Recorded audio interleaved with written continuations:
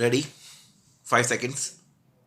अध्यक्ष महोदय, मैं आशा करता हूँ कि इस सदन के लिए यह अंतिम अवसर होगा जबकि इस संविधान में इस आधार पर यह संशोधन करने का अवसर आया है। इसलिए मैं आशा करता हूँ कि इसकी जड़ में जाने के लिए हमारे सदन को और सरकार को एक हिम्मत होगी। हिम्मत की बात मैं इसलिए कह रहा हूँ कि हम में से अधिकांश लोग इसी समाज में आते हैं और हम जानते हैं कि जिनके हाथ में संपत्ति है उन्हीं के द्वारा यह अछूत और छूत का रोग फैला हुआ है। यह वर्णाश्रम धर्म नहीं है, हमारे यहाँ यह धनाश्रम धर्म है, संपत्ति पर आधारित है और इसके लिए मैं इतनी ही आशा कर लेता हूँ कि आज अभी जो देश के विभिन्न भागों में जमीन कुछ हाथों में केंद्रित है, जब तक जमीन के एकाधिकार को हम नहीं तोड़ सकेंगे, जो कुछ लोग सैकड़ों और हजारों एकड़ रखे हुए हैं, जिनमें अधिकांश सदस्य भी इस सदन में सम्मिलित हैं, तब तक यह समस्या हल नहीं होगी। इसलिए मैं यह कह रहा हूँ कि सदन को भी हिम्मत होगी कि आज जिस तरह से हमने लगभग एक मत से इसको स्वीकार किया है, भूमि सुधार का प्रश्न जिसकी चर्चा उठी है और हम उठाएंगे कि जो जोतने वाला है, जो खेत पर मेहनत करता है, जिसमें 100% हरिजन तो हैं ही, आदिवासी भी हैं, तो जो मेहनत करता है जमीन पर उसका अधिकार होगा। सदन को यह हिम्मत होगी कि वह इस चीज को करे। यह मैं आशा करता हूँ और नहीं होगी तो मैं समझता हूँ कि यह हमारे लिए एक ढकोसला होगा।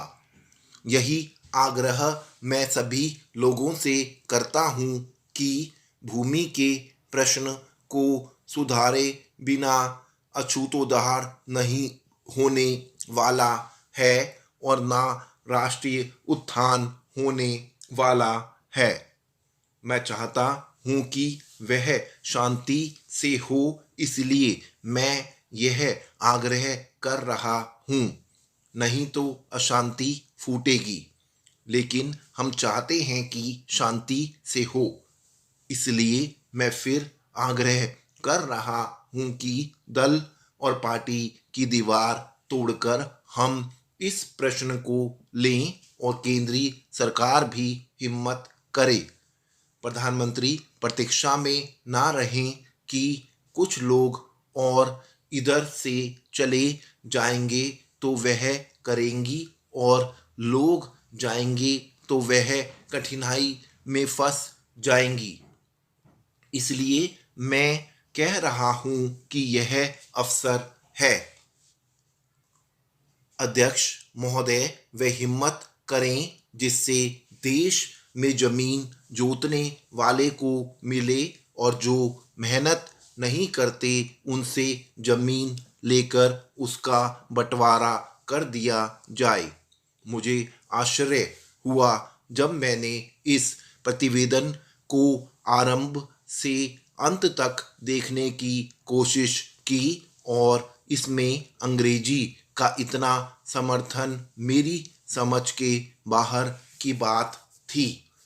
अंग्रेजी के समर्थन के साथ रोमन लिपि तक का समर्थन किया गया है। जब हमारे संविधान में देवनागरी लिपि को राष्ट्रीय लिपि माना गया है और आज भी हिंदी देवनागरी लिपि में लिखी जाती है, मराठी देवनागरी लिपि में लिखी जाती है, अन्य भाषाएं अपनी अपनी लिपि में लिखी जाती हैं। रोमन लिपि के लिए इस आयोग की रिपोर्ट में किस प्रकार कहा गया? रोमन लिपि की बात कैसे इसमें आई, यह मैं कम से कम नहीं समझ पाया।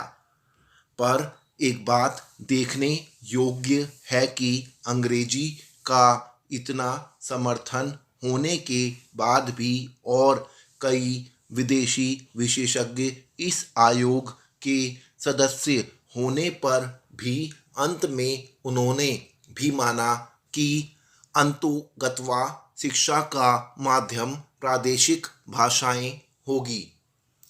आयोग को यह भी मानना पड़ा कि अंग्रेजी के माध्यम रहने से देश की हानि हो रही है और संसार के किसी भी देश में ऐसी स्थिति नहीं है। आयोग स्वयं इस बात को स्वीकार करता है कि इस प्रकार विदेशी भाषा के माध्यम से हमारे देश की कितनी हानि हो रही है। मैं त्रिसूत्री भाषा फॉर्मूले का समर्थक हूँ। हिंदी साहित्य सम्मेलन, जो हिंदी की सर्वमान्य संस्था है जिसका इस समय मैं अध्यक्ष हूँ, उस सम्मेलन ने भी त्रिभाषा फॉर्मूले को स्वीकार किया।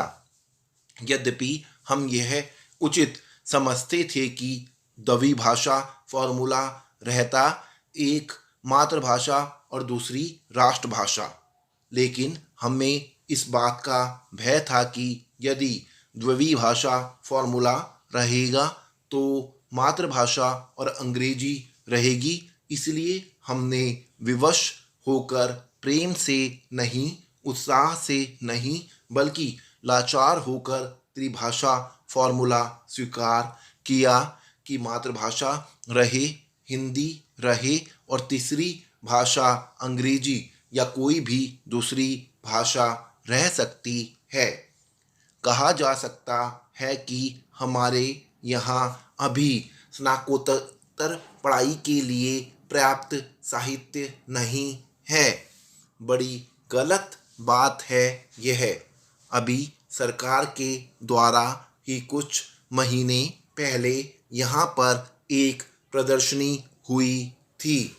उस प्रदर्शनी से यह बात स्पष्ट है कि हमारे यहाँ पर वैज्ञानिक और शास्त्रीय विषयों पर भी कम से कम हिंदी में पर्याप्त पुस्तकें हैं। अध्यक्ष महोदय, मैं आशा करता हूँ कि इस सदन के लिए यह अंतिम अवसर होगा जबकि इस संविधान में इस आधार पर यह संशोधन करने का अवसर आया है।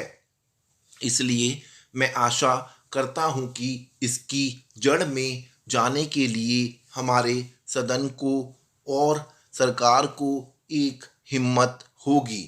हिम्मत की बात मैं इसलिए कर रहा हूँ कि हम में से अधिकांश लोग इसी समाज में आते हैं और हम जानते हैं कि जिनके हाथ में संपत्ति है उन्हीं के द्वारा यह अछूत और छूत का रोग फैला हुआ है।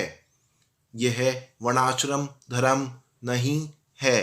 हमारे यहाँ यह धनाश्रम धर्म है, संपत्ति पर आधारित है और इसके लिए मैं इतनी ही आशा कर लेता हूँ कि आज अभी जो देश के विभिन्न भागों में जमीन कुछ हाथों में केंद्रित है, जब तक जमीन के एकाधिकार को हम नहीं तोड़ सकेंगे, जो कुछ लोग सैकड़ों और हजारों एकड़ रखे हुए हैं, जिनमें अधिकांश सदस्य भी इस सदन में सम्मिलित हैं, तब तक यह समस्या हल नहीं होगी।